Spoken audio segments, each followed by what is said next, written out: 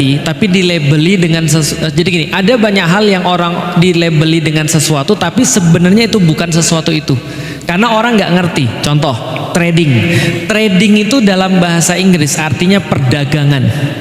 Namanya dagang itu ada proses transaksi ekonomi. Apa yang dimaksud dengan transaksi ekonomi? Transaksi barang atau jasa dengan uang atau dengan alat tukar.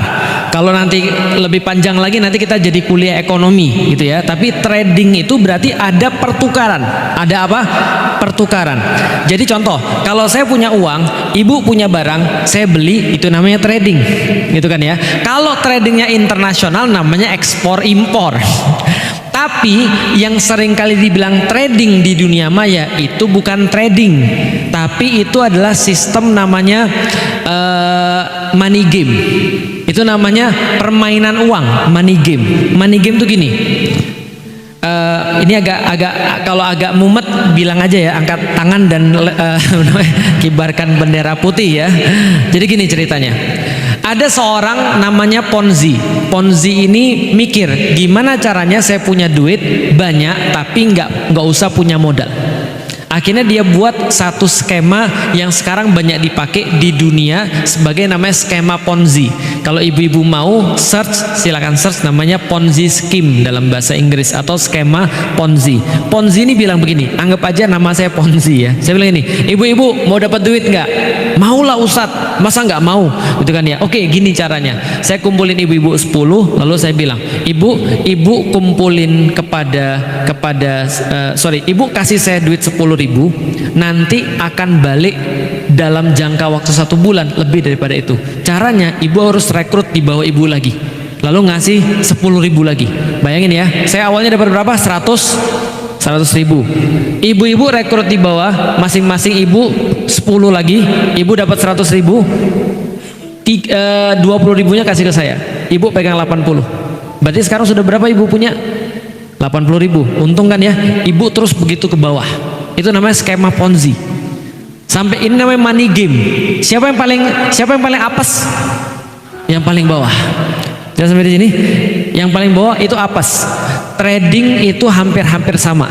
Karena money game ini juga terjadi di saham. Contoh ya, mau beli saham nggak?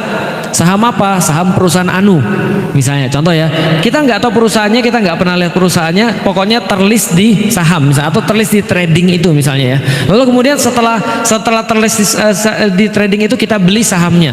Sahamnya naik terus, kita jual, kita untung. Betul kan ya? Itu yang paling rugi siapa? Yang beli terakhir, sama kan? Cuma skemanya itu aja, skemanya tetap sama, cuma caranya berubah. Ada yang kemarin namanya binomo. Itu sama juga, dia mengklaim trading juga, seolah-olah Anda jadi pebisnis, padahal di situ yang buat apps-nya ya mereka. Anda beli naik, terus kemudian kapan turun, nah apa naik, kalau naik beli, kalau turun jual, semudah itu. Itu judi sebenarnya. Kenapa? Karena yang buat apps-nya itu adalah mereka. Bukan hanya judi tapi money game juga.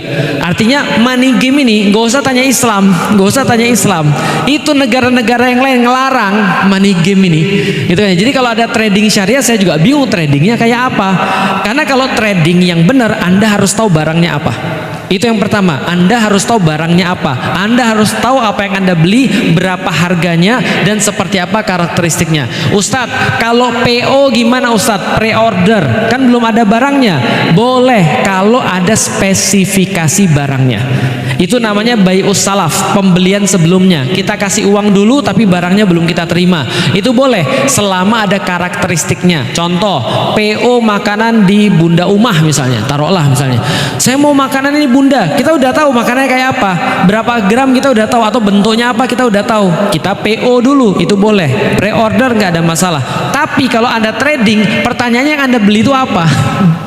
Janji gitu kan ya, atau apa, saya nggak tahu tuh, janji atau apps atau apa, kita nggak tahu. Apa yang kita beli tuh nggak ngerti. Kalau mau syirkah boleh. Syirkah itu apa? Syirkah itu kita berusaha dengan membentuk perusahaan lah, kira-kira gitu. Nah, itu boleh. Contoh, saya punya perusahaan, ibu lihat perusahaan saya bagus, ibu bilang, Ustadz saya boleh kasih modal nggak? Saya boleh kasih modal masuk enggak? Nah, itu namanya share profit, itu boleh. Tapi harus diketahui sama pemilik modal semuanya. Ibu masuk misalnya berlima, ada yang mau masuk lagi ke dalam syirkah kita, itu harus dirapatkan lagi, disetujui bareng, dituliskan ulang lagi, baru berlaku syirkahnya. Kalau enggak boleh. Kenapa? Nih saya kasih tahu. Inti daripada ekonomi Islam adalah satu, kepastian. Yang kedua, kejujuran. Yang ketiga itu ya nggak ada yang ketiga, dua itu aja. Karena dua ini ujung-ujungnya akan memberikan tidak adanya masalah.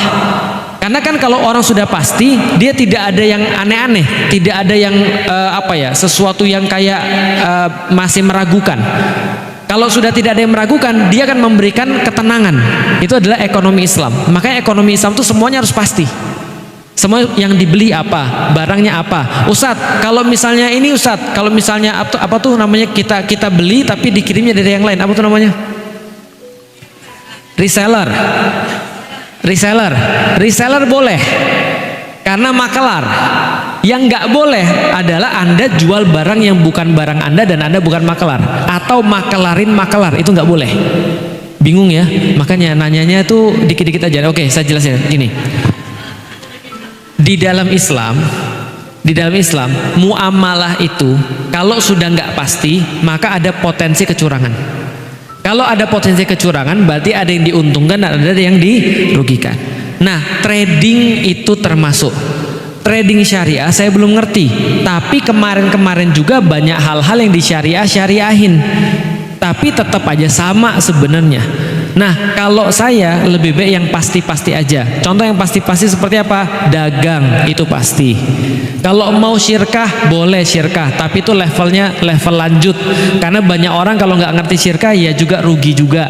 Kalau misalnya mau jualin barang orang, boleh. Namanya makelar. Bro, lu punya barang, gua jualin ya, boleh. Yang nggak boleh memakelarin makelar, itu nggak boleh. Sudah ada orang makelar, kita makelar lagi. Nah itu mulai tuh ada nggak jelas tuh. Nah makelar pun cuma boleh ngambil dari satu. Ustadz punya tanah, punya. Berapa harga tanahnya? 1 miliar. Aku makelarin ya Ustadz ya, boleh. Aku dapat berapa Ustadz? Kamu dapat 10% dari penjualan. 10% dari keuntungan. Misal, oke, siap.